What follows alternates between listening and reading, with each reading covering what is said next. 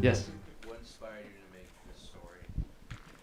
Yeah, so my writing partner and I both have kind of a long history with the border. When I was in college, I went to school in Texas, grew up there, and I started an organization because my college was only 5 hours from the border. I was a school called Texas A&M, and I was seeing if I get any whoops. Oh, did he do something? Did you do something? We don't even play each other anymore in sports, but it still persists. Um, but just across the border, literally I-35 is a highway that runs from Michigan to Texas, and it ends in Mexico. And you go across this bridge, and you're in a completely different world just across this river.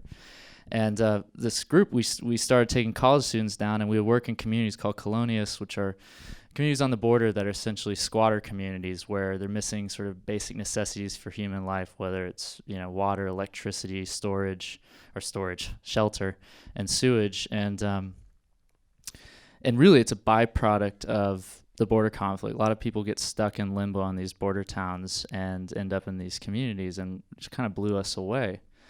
And we'd try and find a way to kind of do community building work in these areas, and it wasn't completely altruistic. We did drink a lot of beer and eat a lot of tacos while we were there, but every time we come across the border, we'd go through these checkpoints, and a border patrol agent would lean in the window and ask if we were American citizen. And that was the extent of my relationship with border patrol. It was very one-dimensional, and I always knew if I made my first movie, and when I made my first movie, I was going to do it surrounding the border. I never thought it'd be about border patrol, but when I started looking into the agency, began to realize that it's just fascinating. It's our nation's largest law enforcement agency, but I'd say it's least understood. And we started to go into the world of the desert and meet these agents and look past the symbol of the uniform and see who they were as human beings. And that's when it got interesting. And we spent 4 years researching United States Border Patrol to bring you this film, just in the research alone.